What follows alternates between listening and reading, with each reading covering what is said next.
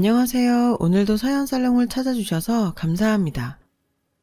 그동안 참아왔던 울분을 시댁에 다 토해내고 홀가분한 마음으로 이렇게 사연을 보내게 되었어요. 돌아보니 30대 중반의 나이에도 시댁에 똑부러지게 거절도 못하고 바보처럼 살아온 제 자신이 정말 부끄럽더군요. 결혼 전엔 사랑과 전쟁을 보면서 저런 일을 겪고도 왜 참고 사나 하는 의문과 답답함이 들었는데 제가 그 드라마 속 주인공이 될 줄 누가 알았겠어요. 한마디로 이 모든 사건의 원인은 양심 없는 뻔뻔스런 시댁과 자존감 낮은 며느리의 잘못된 만남 정도로 정의할 수 있겠네요. 듣고 보니 좀 유행가 가사 같죠? 남편과 저는 에스테틱 샵에서 만났어요. 고객과 사장 관계로요. 요즘은 남성분들도 피부 관리를 많이 받지만 당시만 해도 남성분이 관리를 받는 일은 드물었거든요. 그래서 전 남편을 특별히 잘 대해주었죠. 남편이 다른 손님도 소개시켜 주어서 남들보다 더 비싼 마스크팩도 해주고 시간도 10분 정도 더 길게 하는 등 말이에요. 솔직히 거기엔 약간의 상술도 있었어요. 서비스를 통해 계속 회원권을 끊게 유도한 거였으니까요.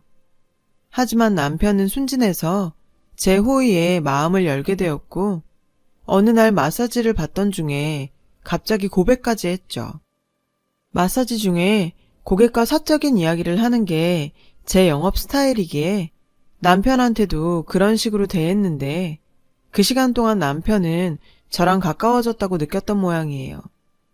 처음엔 너무 당황스러워서 웃음으로 넘겼는데 그 이후에도 지속적으로 대시를 하니 저도 모르게 조금씩 마음이 움직이더군요. 이후 우리는 바쁜 업무에도 불구하고 하루라도 안 보면 미칠 정도로 불같은 사랑을 했고 6개월도 안 돼서 전 남편한테 프로포즈까지 받았죠. 그렇게 저희끼리 꽁냥꽁냥 다정하게 데이트하던 어느 날 남편이 누나한테 전화가 한 통 왔어요. 웃으면서 통화하던 남편의 표정이 갑자기 굳어지더니 걱정하지 마 누나, 우리 많이 사랑하고 있어. 라는 말을 하곤 서둘러 통화를 끊지 뭐예요. 남편의 근심 어린 표정을 보고 걱정돼서 물었죠. 그랬더니 누나가 우리가 너무 빨리 결혼을 결심한 게 아니냐고 걱정해서 라며 말끝을 흐리더군요.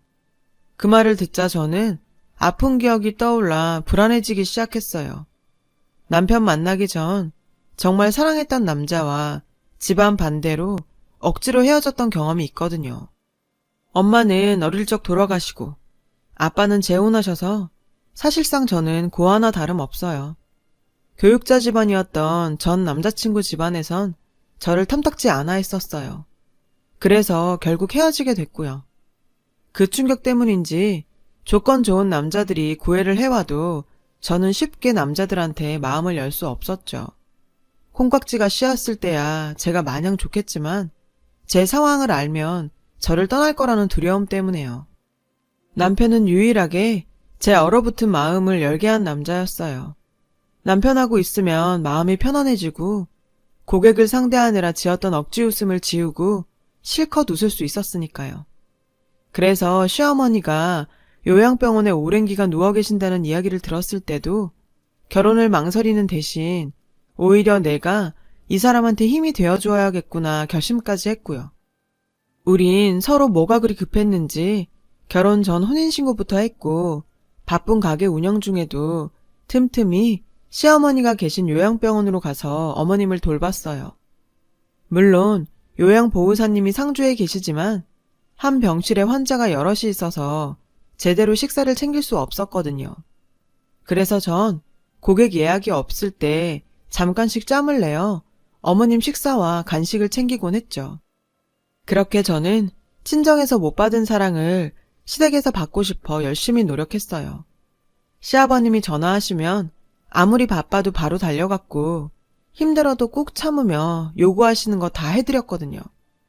또 형님한텐 눈치껏 립서비스도 하고 마음에 들려고 정말 많이 노력했고요. 그렇게 저는 시댁에 녹아들길 바랬죠.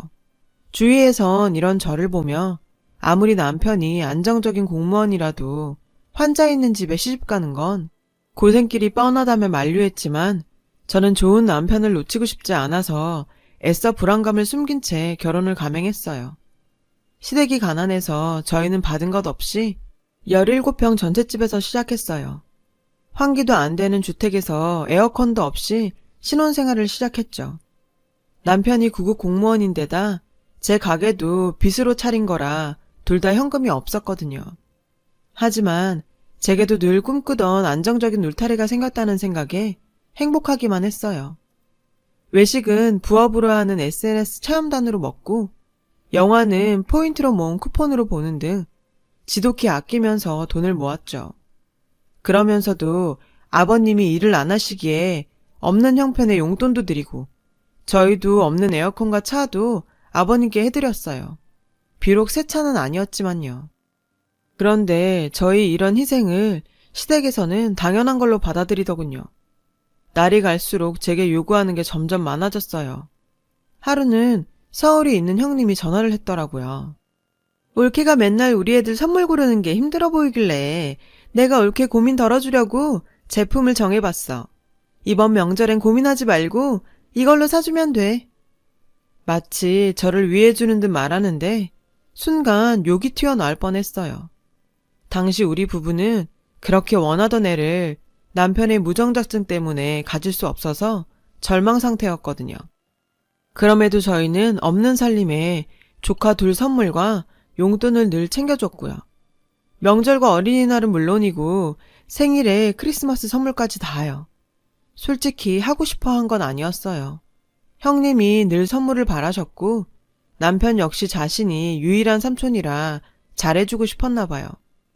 가뜩이나 저희 애도 못 갖게 돼서 예민해져 있었는데 형님은 그러거나 말거나 자기 아들 선물만 주구장창 요구하니 기가 막히더군요. 이 상황에 우리 부부를 배려해주기는커녕 자기 애들 선물이나 요구하니 정말 제정신인가 싶었죠. 한 번은 저한테 오히려 충고를 하더군요. 올케는 왜 애도 없으면서 돈도 나면서 살아? 둘밖에 없으면 돈 나갈 것도 별로 없잖아. 우린 애가 있으니까 조금이라도 넓은 집으로 이사 가려고 하는 거고. 그 말에 입이 딱 벌어졌어요. 가난한 우리한테 돈까지 빌려간 주제에 왜 그렇게 돈을 아끼면서 사냐니. 누나로서 도움 한번 주지 않았으면서 남동생네한테 한다는 꼬락서니가 참 기가 막히더라고요. 그렇게 돈 아껴서 너한테 돈 빌려주고 아버님 매달 용돈도 드린다. 왜? 너는 어머님 간식 한번 사오기로 했니? 전 속으로 생각했어요. 어느 날인가는 저한테 원피스 사진과 함께 톡을 보냈더라고요. 올케, 나 이 원피스 사고 싶은데 우리 동네엔 매장이 없더라고. 근데 알아보니 올케 집에서 가까운 매장이 있다네. 나 이거 정말 갖고 싶은데 어떡하지? 정말 기가 막히더군요. 이 내용은 누가 봐도 저한테 사달라는 거 아닌가요?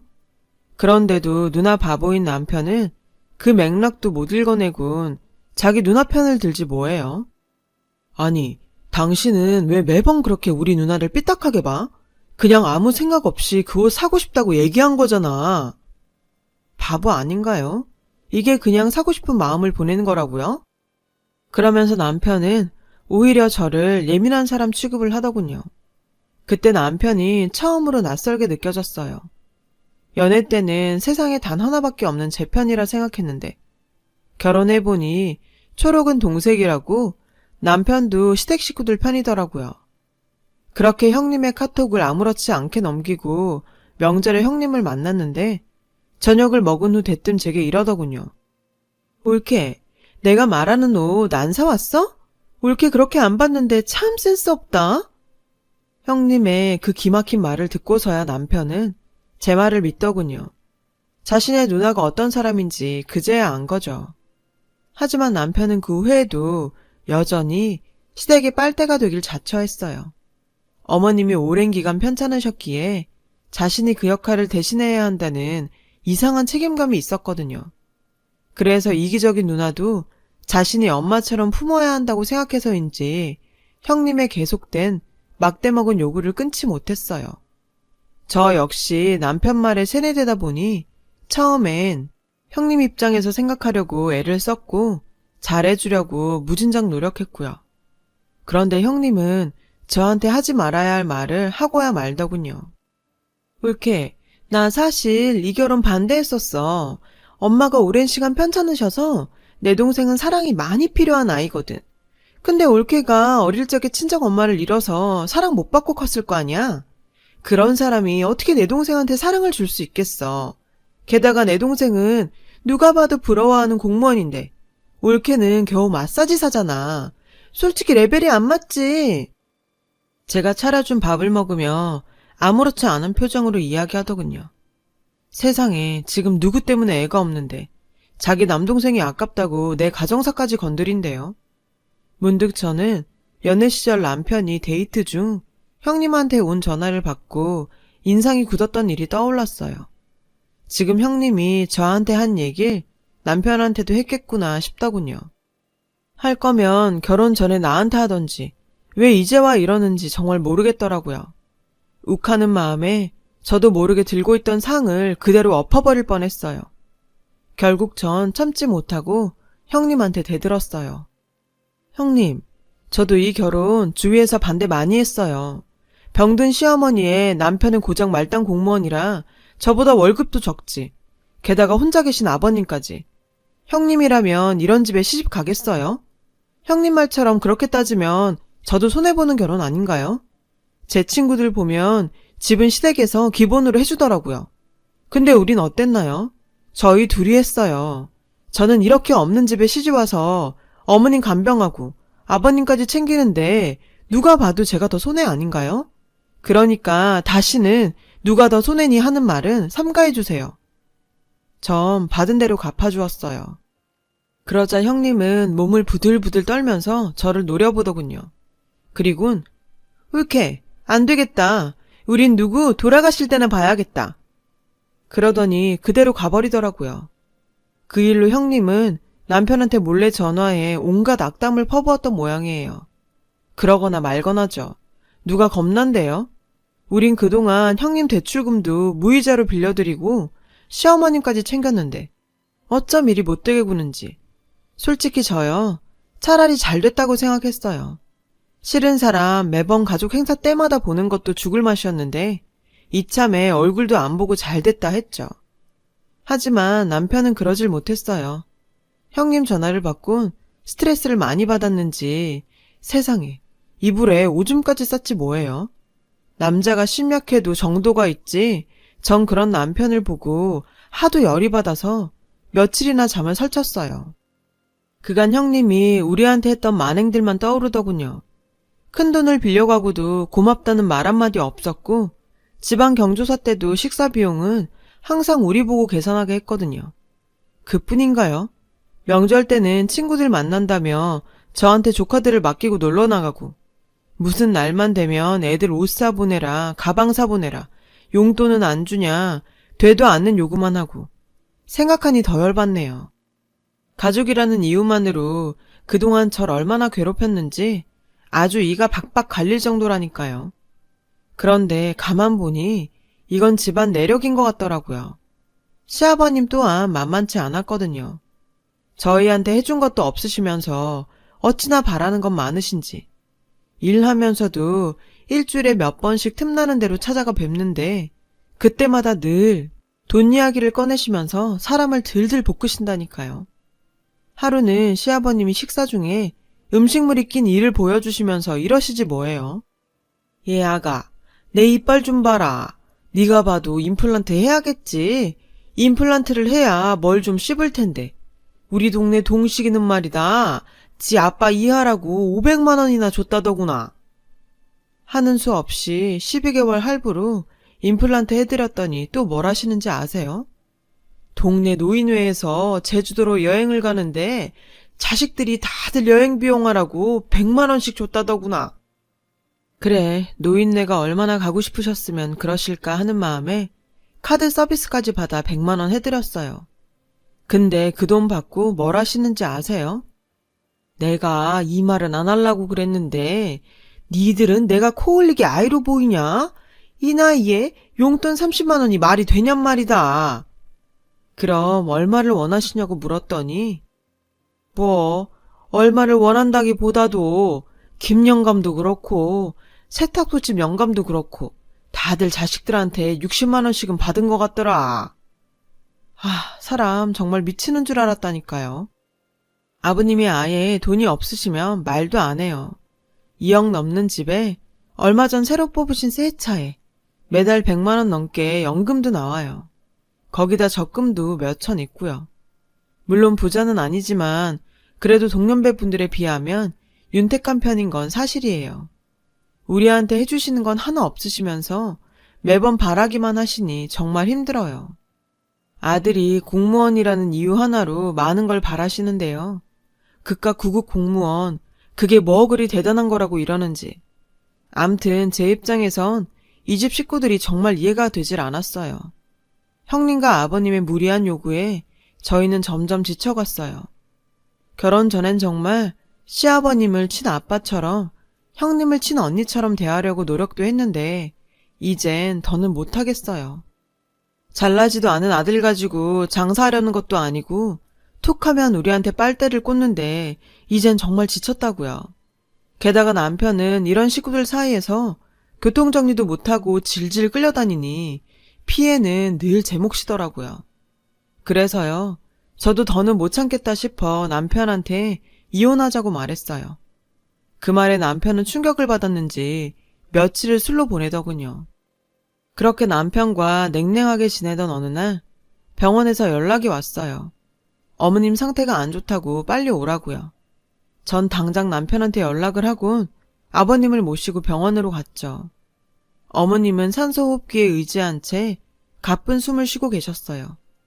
의사 말이 더는 가망이 없으니 마음의 준비를 하라고 하더군요. 순간 저도 모르게 눈물이 났어요. 그런데 이런 상황에도 형님은 병원을 찾지 않더군요. 남편이 전화를 했는데 집에 일이 생겨서 당장은 못 가겠다고 하더래요. 솔직히 괘씸했지만 애들도 있으니 그럴 수도 있겠거니 받아들이기로 했죠. 그날 이후 아버님과 제가 교대로 병실을 지켰어요. 그 사이 전 생일을 맞았지만 이런 상황에 생일을 챙길 여유는 없었죠. 생사를 넘나드는 어머님을 앞에 두곤 더더욱이요. 그렇게 3일이 지난 어느 날 어머님은 편히 잠든 모습으로 세상을 떠나셨어요. 형님은 어머님이 돌아가셨다는 연락을 받곤 아이들을 데리고 장례식장으로 왔어요. 그동안 얼굴 한번 안 비춘 형님이 얄미웠지만 그래도 부모 잃은 사람한테 뭐라 하기 그래서 전 아무 말도 안 했어요. 그렇게 무사히 장례를 치르곤 식구들은 각자 집으로 돌아갔죠. 집에 돌아온 저는 그대로 소파에 쓰러져 잠이 들었어요. 남편 역시 침대에 눕자마자 잠들었다고 하더군요. 한참을 푹 자고 난 남편과 저는 늦은 오후가 돼서야 첫 끼를 먹었어요. 밥을 먹고 소파에 앉아 쉬면서 SNS를 열어봤는데 맙소사. 정말 기가 막혀서 말도 안 나오네요. 형님 SNS에 새로운 사진들이 올라와 있지 뭐예요? 친구들이랑 제주도 프라이빗 콘도에서 생일 파티를 하며 찍은 사진이더군요. 업로드 날짜를 보니 형님 생일 파티가 분명했어요. 형님이란 전 생일이 하루 차이라 날짜를 기억하거든요. 근데 이게 뭐가 문제냐고요? 형님이 제주도에서 생일 파티를 하던 그날은 어머님이 생사를 넘나들던 딱 그 시기거든요. 피 한 방울 안 섞인 며느리는 어머님 병상을 지키고 있는데 하나뿐인 딸녀는 그 시각 친구들과 쳐놀면서 병원에도 안 왔던 거죠. 정말 욕밖에 안 나왔어요. 솔직히 평소 형님 행실을 보면 그러고도 남을 인간이긴 했죠. 가난한 우리한테 돈까지 빌렸으면서 자기는 맨날 SNS에 비싼 식당에서 먹방 찍어 올리고 브랜드 옷 자랑하고 해외 가서 노는 사진이나 올리고 했거든요. 근데 더 어이가 없는 건 그 다음이었어요. 남편이 공무원이라 조문객이 많아서 저희 쪽으로 부조금이 3천만 원 넘게 들어왔거든요. 형님네는 겨우 200도 안 되게 들어왔고요. 그런데 갑자기 형님이 남는 돈으로 가족 여행을 가자고 하지 뭐예요? 아니, 어머님 돌아가신 지 얼마나 됐다고 가족여행이라뇨. 게다가 부조금 받은 만큼 경조사비로 갚아야 할 돈인데 그걸 쓰자니. 그런데도 형님은 그 돈이 그렇게 탐이 났는지 가족들을 들먹거리며 착한 남편 마음을 흔들어 놓았어요. 정말 답 안 나오는 인간이란 생각밖에 안 들었죠. 남편도 그런 형님을 한심하게 생각하는 것 같았어요. 하지만 어머님 돌아가시고 돈 때문에 형제끼리 싸우고 싶지 않다며 여행 대신 형님 앞으로 들어온 부조금을 돌려주는 선에서 마무리 지었어요. 남은 부조금으로 장례 비용을 내고 남은 돈은 다 아버님한테 드렸고요. 그제야 형님은 더 이상 여행 소리를 꺼내지 않더군요. 자기는 챙길 만큼 챙겼다 이거죠. 시간은 흘러 1년 뒤 어머님의 기일이 돌아왔어요. 다 함께 어머님 납골당으로 향했죠. 그런데 형님이 불쑥 아버님께 이러지 뭐예요? 아빠, 집 팔아서 우리 나눠줘. 전 이게 무슨 소린가 한참 생각했어요. 아버님 집은 하나밖에 없는데 그 집을 팔아달라니. 그럼 아버님은 어디로 가시라고요? 정말 기가 막혔죠. 그런데 생각해보니 그동안 제가 어머님 간병을 8년이나 했고 아버님 역시 제가 보살피고 있으니 아버님 돌아가시면 그 집이 우리한테 돌아갈까봐 미리 밑밥을 까는 것 같더라고요. 저는 너무 어이가 없어서 그동안 참았던 불만을 쏟아냈어요. 형님, 어머님이 사경을 헤매실 때 여행 가서 신나게 친구들이랑 호텔 생일 파티 하시더니 어머님 돌아가시자마자 이젠 살아계신 아버님 집까지 탐을래요? 저흰 그 집 가질 생각도 없고 아버님 돌아가시기 전까지 편히 쓰시고 사시게 주택연금으로 돌릴 생각이었어요. 그러니 형님은 얼마 안 되는 아버님 재산 탐내지 마시고 아버님 생신 때 내려와서 미역국이나 좀 끓이세요. 아버님 생신인 설날이랑 가깝다고 맨날 그냥 넘기는데 그 미역국 9년째 제가 끓이고 있다고요. 게다가 아버님 아플 때마다 제가 약 사다 드리고 밑반찬 해드려요. 형님은 명색이 딸인데 아버님한테 뭘 해드렸어요? 제발 정신 차리고 그 입 좀 다무세요. 불효녀 티 내지 말고 알았어요? 그 후에 벌어진 상황은 상상에 맡길게요. 헬게이트가 열리고 아비 규환이 따로 없었다는 정도. 왜 안 그렇겠어요? 엄마가 오늘 내일 하는 동안 딸려는 친구들이랑 여행 가서 생일 파티나 하면서 놀았다는데 순한 남편도 그것만큼은 못 참겠던지 자기 누나한테 쌍욕을 퍼부으며 난리를 치더군요. 지지든 볶든 니들끼리 하라는 심정으로 전 혼자 집으로 왔어요. 나중에 남편한테 얘기를 들어보니 형님은 억울하다며 납골당에 주저앉아 오열을 했고 그러는 와중에도 제 욕을 그렇게 했다는군요. 남편도 참 눈치 없지. 그 소리를 또 저한테 다 해주네요. 암튼 그날 그렇게 시원하게 속마음을 쏟아부은 저는 번호를 바꾸고 형님과 연락을 하지 않고 있어요. 그동안 멀리 사는 자기 대신 저한테 당연하게 대리오도 요구하면서 시도 때도 없이 저를 무시하고 돈과 선물을 요구했던 형님은 저희가 거리를 두자 갑자기 눈치를 보며 남편 회사로 전화를 했다더군요. 하지만 그동안 남편 역시 여러 사건을 통해 지쳤는지 형님과 연락을 끊었죠. 안 그럼 어쩌겠어요. 까딱했다간 저랑 이혼할 판인데요. 그리고 얼마 전에는 약속 없이 불쑥 찾아와 돈 없다고 슬쩍 눈치 주시는 아버님께 웃으면서 한마디 했어요. 아버님, 저희 아직 전세라 드릴 돈 없어요. 돈 그렇게 필요하시면 집값 많이 오른 형님한테 달라고 하세요. 왜 해주신 것도 없으시면서 저희한테 바라기만 하세요? 저 호구 아니에요. 그리고요, 앞으로는 아플 때도 저 찾지 마시고 형님한테 내려오라고 하세요. 딸 뒀다가 뭐 하시려고 이러세요? 저희는 어떻게 살라고 이러시는 거예요? 맨날 웃으니까 아들 걱정은 안 되시나 봐요. 이제 여기 비밀번호 바꿀 테니까 이렇게 불쑥불쑥 찾아오지도 마세요. 아셨죠? 저희부터 살아야지 가족이라고 다른 사람 끝까지 챙겼다간 저희도 못 살아남겠더라고요. 그날 이후 하루에도 몇 번씩 집요하게 연락하며 저를 피곤하게 만드셨던 아버님은 저한테 일절 연락을 하지 않으셨어요. 대신 남편한테는 여전히 돈 타령을 하시는 모양이더군요. 하지만 남편도 이제야 정신을 차렸는지 전과 다르게 나름 아버님께 단호하게 대처 잘하는 것 같았어요. 어쩌겠어요. 미우나 고우나 부모인걸요. 그 정도는 이해해야죠. 남편이 그러는데 제가 그동안 아버님과 형님한테 해왔던 걸 멈추자 이제는 두 사람이 서로에게 저한테 요구하던지 그대로 하며 싸운다고 하더라고요. 심지어 형님은 아버님한테 어머님 돌아가셨으니 어머님 몫의 재산을 달라고 떼를 쓴다나 뭐라나. 안 봐도 비디오였죠. 어쩜 그리 부녀가 똑 닮았는지 이래서 피는 못 속인다고 하나 봐요. 그동안 소중한 가정을 지킨다는 핑계로 나를 혹사하며 시댁 식구들의 요구에 휘둘려 왔는데요. 이제는 안 그러려고요. 이젠 가족이 아닌 제 자신과 진짜 제 가족인 남편 소중히 여기며 할 말 다 하면서 살 거예요. 지금까지 제 사연 들어주셔서 감사드려요. 여러분 가정에는 행복만 가득하시길 바랄게요. 여러분, 사연 댓글에 응원과 현명한 조언 부탁드려요. 좋아요와 구독은 저에게 큰 힘이 됩니다. 오늘도 좋은 일 가득하세요.